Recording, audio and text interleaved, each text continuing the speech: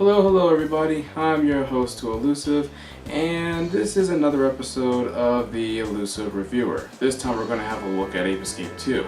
But before I get into that review, I just have to say that I am very well aware that this review has taken quite a long time for it to come out, and I definitely apologize for that. If you want to stick around towards the end of the video, I definitely have some information in regards to why it took forever to come out, and this camera being part of the reason for that, but like I said, I'll get in further depth into that when we've reached the end of the review. Also, on another note, that there are a couple of announcements that I'll definitely be making in regards to this channel once I get to the end of the review as well. So stick around to the end, you're going to hear some new things. But let's not push this review off any further than it should. Let's go ahead and get this show on the road.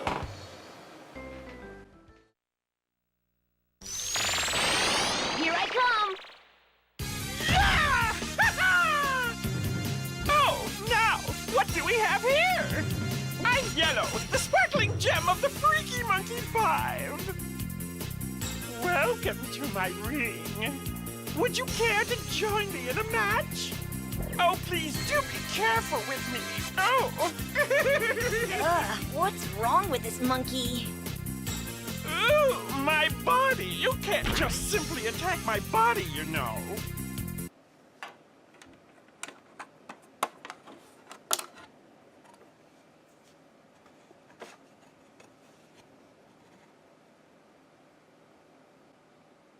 Huh.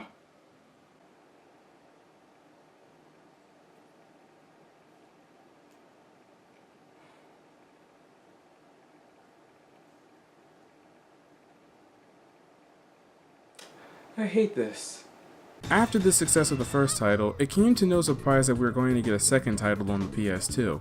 The question is, does this game hold up as well as its predecessor, or were there too much monkeying around to hinder the game's experience? The story picks up right after the events of the first game. This time around, we play as a kid by the name of Jimmy, who is also Spike's cousin. Jimmy was tasked with delivering new Peepo pants for the monkeys over at Monkey Park, using the professor's transporter to make the delivery a breeze. Because Jimmy didn't know how to properly operate the machine, however, it not only ported the pants as he intended for it to do, but it also ported the boxes that contained the Peak Point helmets. Because of Jimmy's screw-up, Spectre and his army of apes managed to get their helmets back, and Spectre's plans for taking over the world has come back in full circle. It's now up to Jimmy to get out there and capture the apes, otherwise the world as we know it is doomed. What? Why me? Because you messed things up! Get moving! I'll do it! Unbelievable. So now let's talk about the gameplay. Ape Escape 2's objective is exactly the same as the first. When you begin the stage, you are given a number of monkeys you must capture in order to complete the level. Once you've met that level's quota, you'll be able to move on to the next stage. Once again, the monkeys will make the player work for that goal by running away or in some cases fight back to avoid being captured. While the objective remains the same, Ape Escape 2 implemented some new mechanics that enhances the gameplay and fixes most of the problems the first one had. One thing I picked up right off the bat is the improved hint system. In the first game, whenever you ran anywhere near a hint, the game will stop the player and force them to read it, which can easily break the game's pacing. Here in Ape Escape 2, however, the hints will no longer do that. You can run past these hints at any given time and they will not activate unless you initiate it, a major improvement already. Another improvement I've come across is that you can now skip the gadget tutorials. If you're an experienced player, you won't need the tutorials for the gadgets every time you want to replay the game. Ape Escape 2 realizes this and says, you know what, you've done this before. Why replay the tutorials when you already know how this works? This, on top of fixing the hint system, has already left a good impression on me. There are improvements that were made to the game's health system as well. In the previous title, whenever the player received a hit, Spike would lose an entire cookie, meaning he can only take about 5 hits before he kicks a bucket. In this game, however, it may take up to 2 hits in order to lose an entire cookie. In other words, your health in this game has gotten a bit beefier than before. The trade-off, however, is that you won't be restored to full health whenever you enter the time station. There are several other minor changes to towards the gadgets as well, but I'll explain those once I start to talk about them. What I really need to talk about are the changes that were made to the monkeys. When I went into this game, I thought that the monkeys were going to have the exact same stats as they did in the first game. That is until I noticed a couple of characteristics that shouldn't have happened when I encountered these monkeys. White monkeys were not able to sense me from 1,000 miles away, red pants monkeys didn't have any weapons, and what do I even call this monkey? Yellow, blue, sky blue, green, and black pants monkeys are pretty much the same as they were in the first game. Yellow pants is the most common but also the most random. Sky blue pants is the least aggressive monkey in the game. Blue pants is the fastest, and they even made changes to their appearance, and black pants monkeys are still keeping it real and packing heat wherever they go.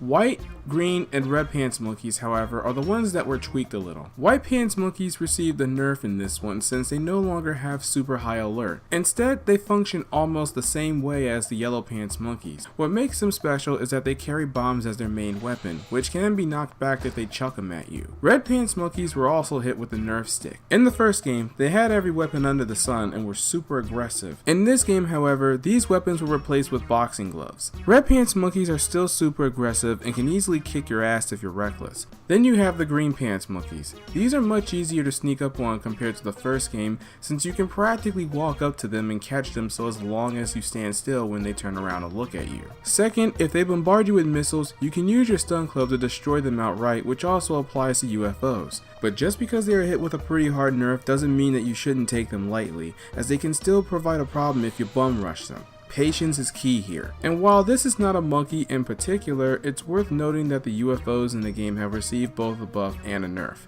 Yes, they pack more firepower, but now the player can outright hit them with the stun club, and they don't fly nearly as quickly as they did in the first game. Finally, we have the no color monkeys, or as I prefer to call them, the wildcard monkeys. These monkeys are usually seen wearing costumes that give the monkey special abilities depending on that costume. Out of all the monkeys in the game, these guys are definitely the most random ones you'll encounter, and they all have the potential to be a royal pain in the bananas if you're not careful. I should point out now that all the monkeys in the game now have a new stat called fullness, something that I will talk about later on. Like before, Jimmy is equipped with several gadgets that he will acquire as the player advances through the game. All the gadgets from the previous title will make a return, along with some new ones that were added to the mix. For the most part, the gadgets from the previous title all function exactly the same, save for a few changes that were made to some of them. The stun club, for example, now allows the player to move while tapping into their inner Beyblade here. On the flip side, however, it can no longer stun the monkeys as easily as it did in the first game. The monkeys can take quite a few hits before they're actually stunned by the gadget itself. The time net now sports a new combo swing, and the player can no longer rotate the net's hitbox. I consider this a nerf since not only it's slightly harder to capture the monkeys that manage to run past the player, but also because the monkeys can dodge the swings as well. When using the RC car in first person, the camera will automatically track the car's movements for you, which makes the RC car puzzles much more easier to manage.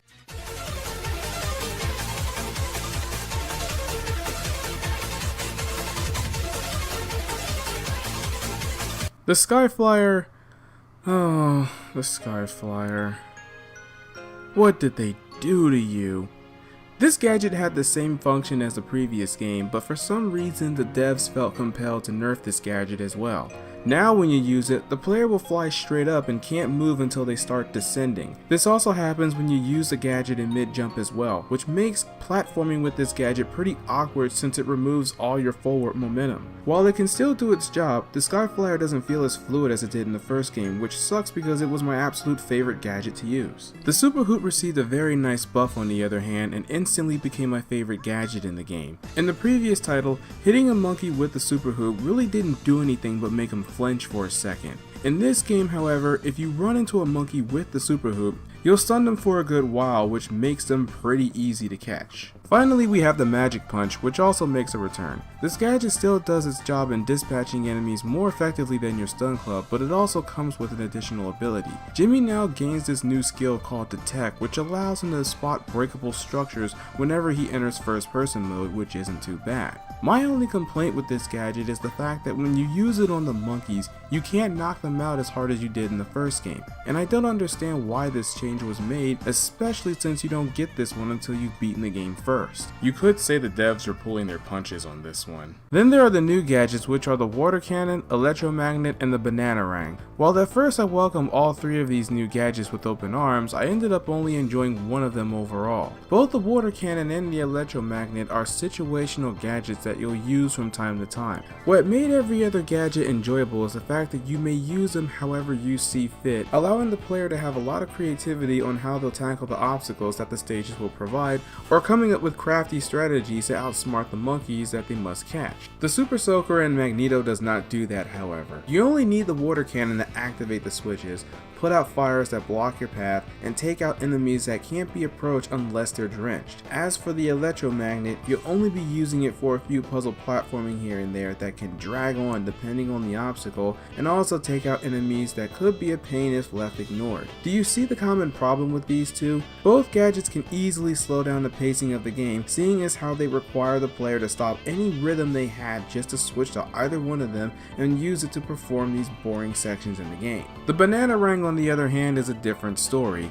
Unlike the other two, this gadget has multiple functions outside of its main purpose. It can grab collectibles from a distance, can be used as a mid-range weapon, and can also be used to lure apes so that you may capture them. Remember that fullness stat I mentioned earlier? Well, that stat only applies to this gadget. If there are little to no stars filled up when you scan the monkey's profile, you can use its hunger to your advantage and make them easier to catch. If it is the exact opposite, however, the monkey won't pay it any mind. The game also brings back the use of vehicles, both new and old.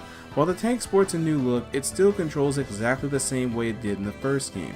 And while the same can be said for the raft, you no longer have to rotate the analog sticks in order to move. You can just push them in the direction you want the raft to go. Both the snowmobile and the Pipichi mech are pretty fun to use and easy to control, as I hardly had any issues with them whatsoever. The one vehicle in particular I was not too fond with was the submarine. Thankfully you only have to use it on 1 or 2 stages and it never appears ever again. Now as far as game flow goes, Ape Escape 2 does a pretty good job with its level design. Compared to the first game, the levels are bigger and gives the player plenty of room to explore their surroundings while indulging themselves into some classic platforming here and there. This, however, can easily become a double-edged sword due to how the game is designed.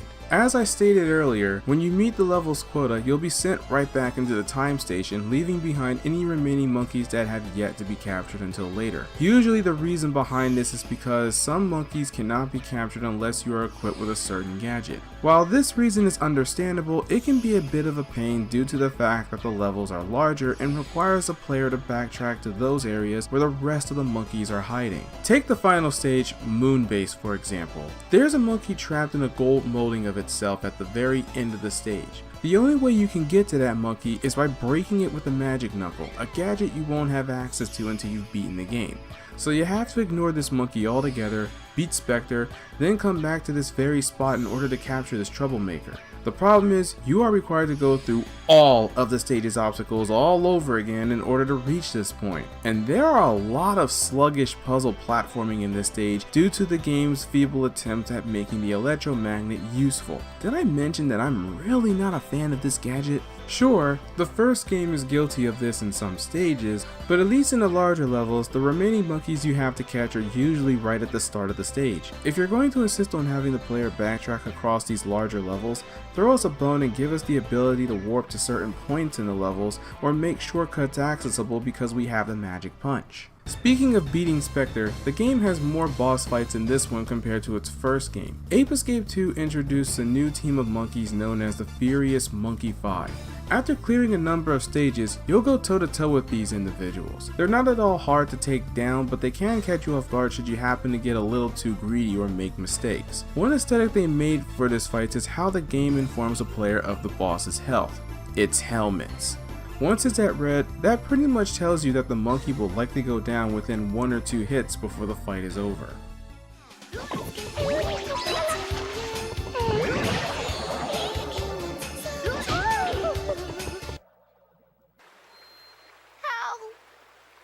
dare you do this to me? I've been looking forward to doing this debut for so long! What gives you the right to ruin a monkey's dream? Do you have something against pop stars? Is that it? Yes, it must be that. You're just jealous that Pink is becoming famous and you aren't! There's no turning back now. This is my final test to become a star. Okay, I'm waiting for you! Whoa!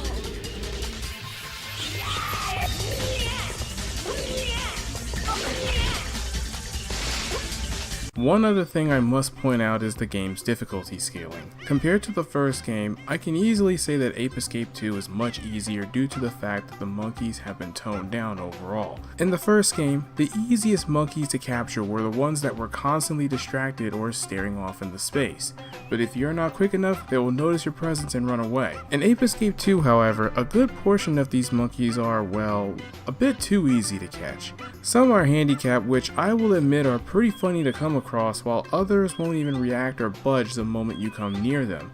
I can understand why they were toned down compared to the first, but honestly I didn't even find the first game that hard to play either. Also, unlike the first game, the player is given a companion by the name of Pippachi, a little monkey that's been tagging along with Jimmy throughout the game.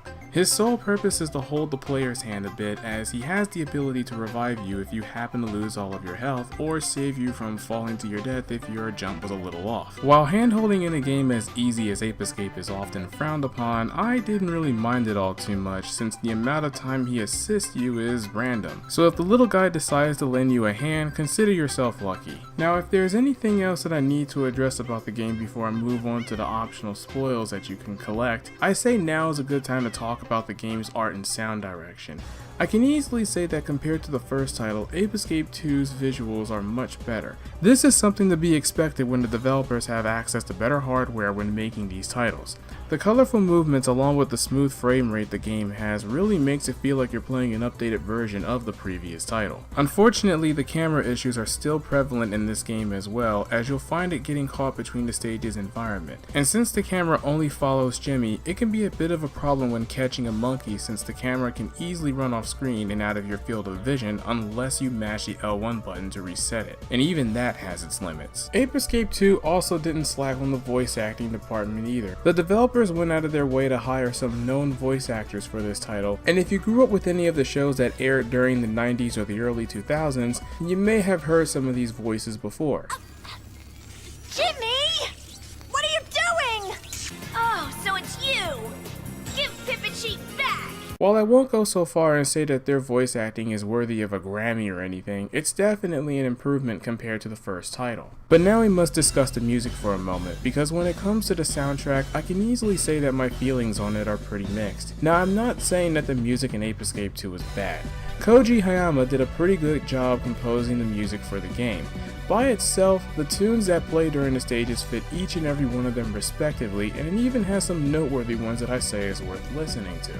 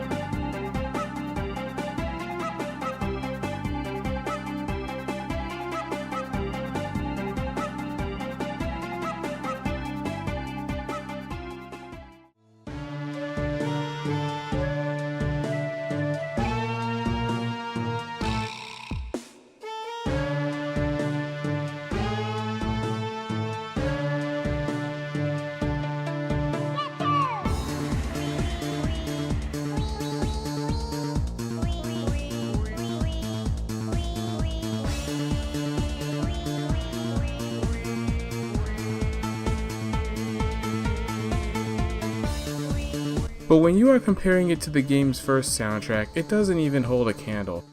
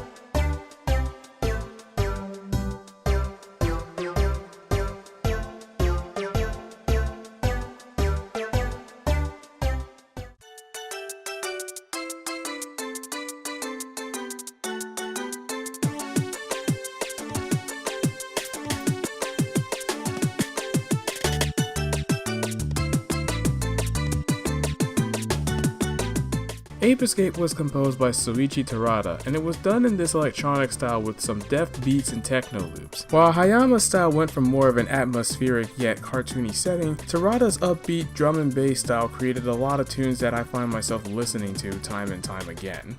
Now we can't have a collectathon without some juicy unlockables, and Ape Escape 2 has a decent chunk of them. The way you unlock them this time around is not by collecting large Spectre tokens, but by spending coins in a gacha machine. You can unlock all kinds of items such as monkey fables, concept art, and of course, the minigames. Like the first game, there are at least 3 of them you can unlock. 2 of them which are mildly enjoyable, which is Monkey Soccer and Dance Monkey Dance. DMD has the player matching the directional inputs with the tempo of the music, while Monkey Soccer is your typical soccer game with some party elements added to it, and an AI that cheats a lot, but that's probably because I suck at the game. Monkey Climber on the other hand is interesting. Your job is to collect all these bananas while climbing along the ropes to grab them. All I can say is that this minigame is filled with a lot of jank. The controls are very questionable and it will take a good chunk of time to get used to them. Though admittedly once I did, I was enjoying myself quite a bit while I was tackling the obstacles. There is one last unlockable the player can gain once you've captured all the apes and defeated Spectre for the last time. You'll be able to start a new save file as Spike. For the most part, he plays exactly the same as Jimmy, except he begins the game with all the gadgets available to him. He doesn't have the detection ability and he doesn't have Pipichi. Other than that, he's pretty much Jimmy with a Spike skin, which in all honesty feels a little underwhelming. He has no extraordinary abilities that give the player a different experience, and all the gadgets function exactly the same. No upgraded effects, no hidden abilities, nothing. If you're going to let us play a different character that we have to work for, I want to feel like I actually earned something from my troubles.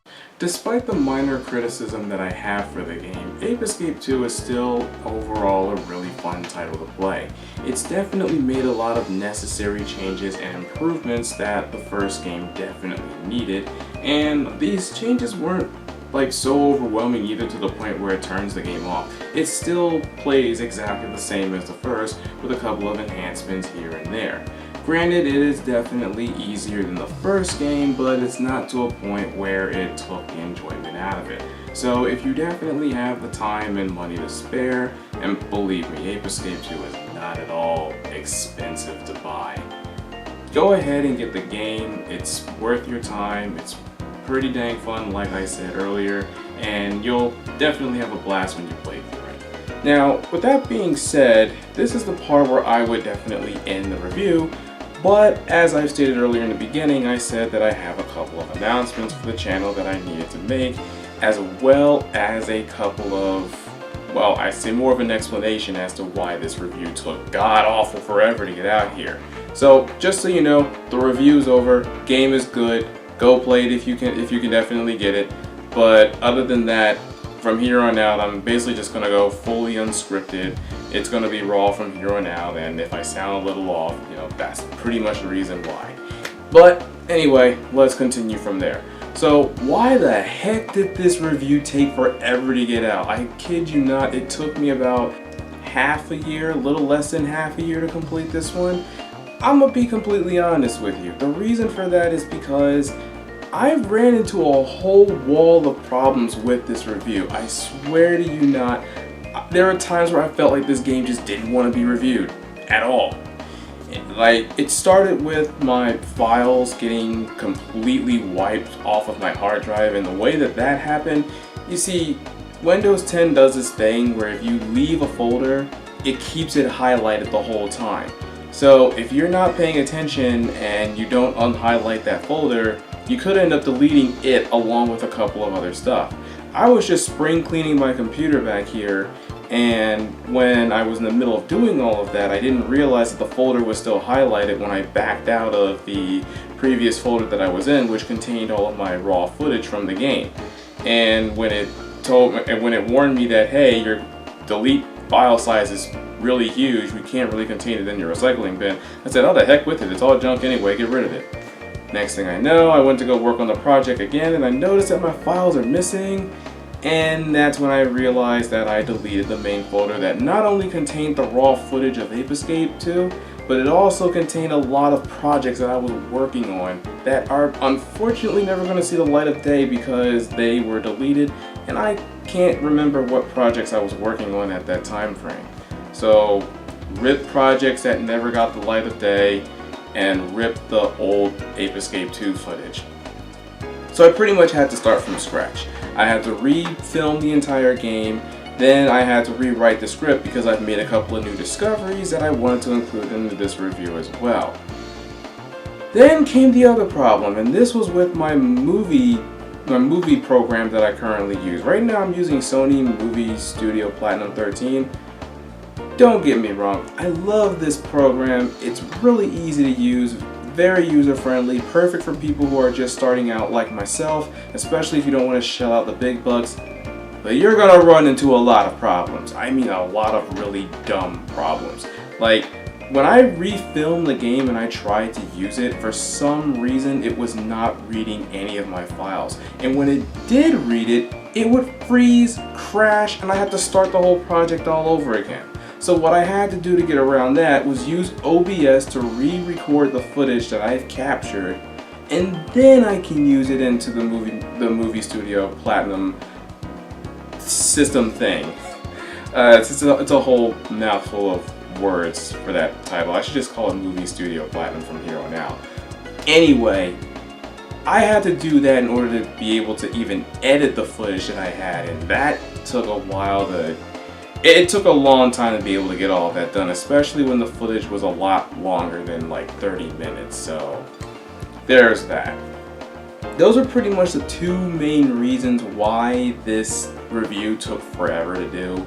And the third reason, this was very, very minor compared to the other two, because truth be told, I was gonna go camera-less this entire time, but because I got my hands on the good camera, I want to make use of it. So basically here we are. I'm now using it in my reviews, and honestly it feels pretty nice to be able to put a face to the review rather than just being behind the camera. Not saying that that's a bad thing at all. You know, I was definitely going to go that route, but I'm the kind of guy that wants to use a camera in my reviews to match my vision.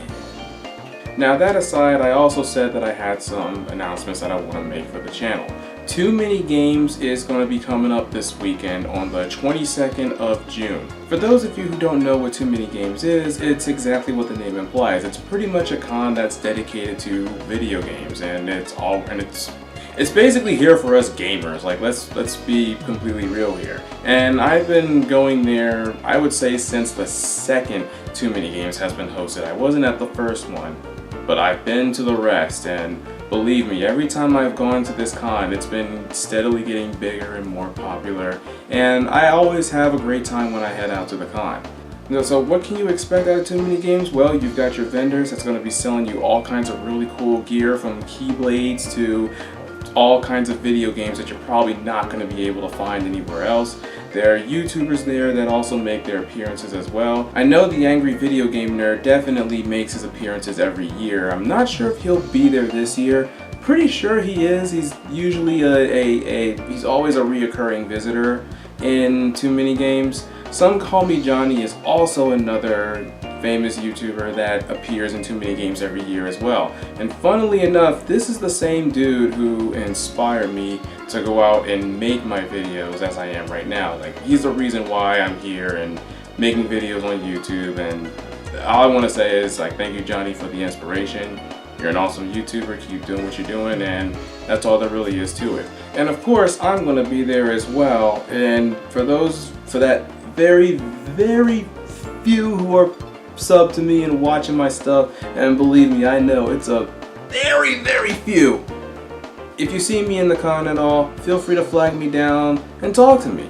I love talking about video games. I love making friends and meeting new people. Like, every time I go, it's always a really fun experience, and I'm always meeting new people every single year. So definitely hit me up if you see me there. We'll talk about all kinds of stuff. And just so you know, I am a very, very huge fan of JRPGs. So anything you want to know about, anytime you want to talk about JRPGs, or you know anything about JRPGs, or you just want to talk about good old JRPGs, please feel free to talk to me about it. I mean, don't get me wrong, I dab in other video games too, but JRPGs is my #1 favorite genre of all time, hands down.